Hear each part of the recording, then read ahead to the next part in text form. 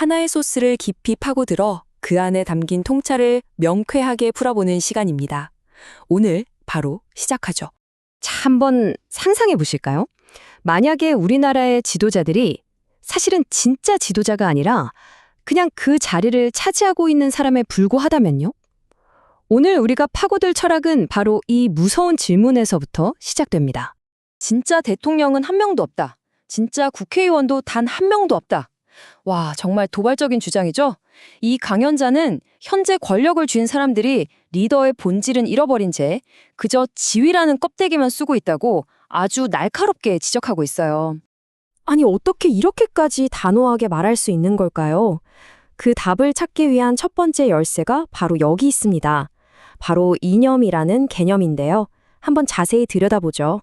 여기서 말하는 이념은요, 우리가 흔히 생각하는 진보, 보수 같은 그런 정치적 이념하고는 완전히 달라요. 이건 뭐랄까, 사회와 인류 전체를 위해 헌신하는 사람에게 자연스럽게 힘을 실어주는 보이지 않는 거대한 에너지 같은 겁니다. 세상을 움직이는 선한 힘이죠. 그리고 바로 이 지점에서 정말 흥미로운 구분이 등장합니다. 한쪽에는 모두를 위한 이념이 있고 그 반대편에는 오직 나 자신과 내 집단만을 위한 논리가 있다는 거예요. 이념이 사람을 끌어당기는 거대한 자석이라면 논리는 그냥 내 이익을 위해 쓰는 교묘한 잔꾀에 불과하다고까지 말합니다. 자, 그럼 이 이념이라는 특별한 렌즈를 끼고 우리 사회를 한번 들여다볼까요? 강연자는 진짜 리더가 사라져버린 국가의 모습을 아주 냉정하게 진단하기 시작합니다. 역시 가장 먼저 지목되는 건 정치인들입니다. 국민을 위해서 일하라고 뽑아놨더니 정작 그들은 저 높은 자리에 올라가는 것 그 자체에만 목을 메고 있다는 아주 따끔한 비판이죠. 경찰 조직이라고 예외는 아닙니다. 시민들을 지키는 든든한 방패가 되어야 하는데 현실은 어때요? 그냥 개인의 승진을 위한 계급 노름, 하나의 거대한 탑쌓기가 되어버렸다는 겁니다. 정작 국민의 안전은 뒷전이라는 거죠.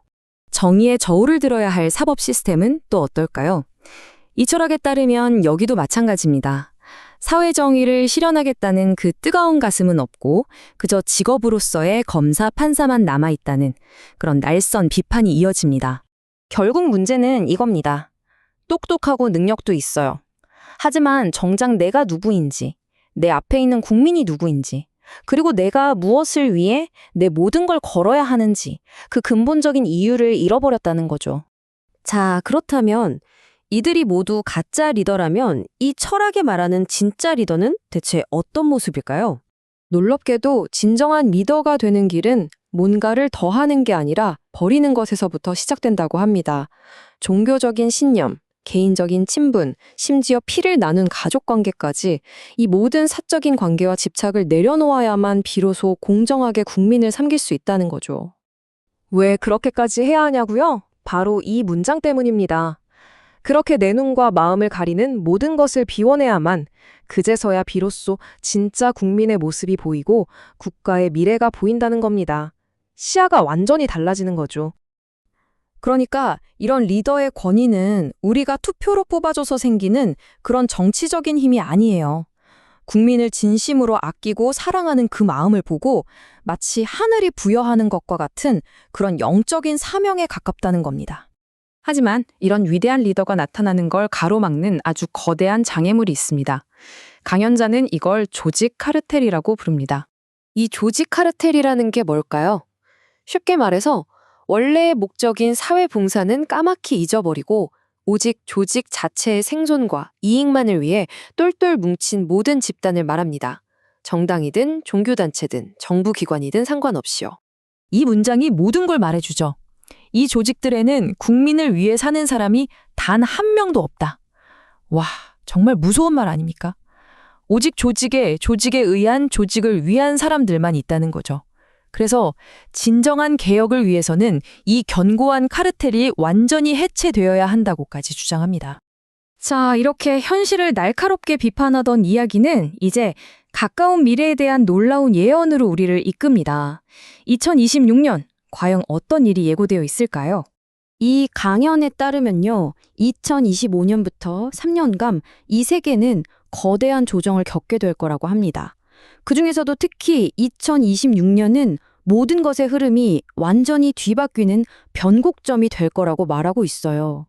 여기서 중요한 건 이게 어떤 사람이 주도하는 혁명 같은 게 아니라는 점입니다. 마치 자연의 섭리가 작동하듯이 아니면 정말 하늘이 직접 개입하는 것처럼 이기적인 욕심으로 쌓아 올린 것들은 모두 무너져 내리는 거대한 조정이 있을 거라는 예측이에요.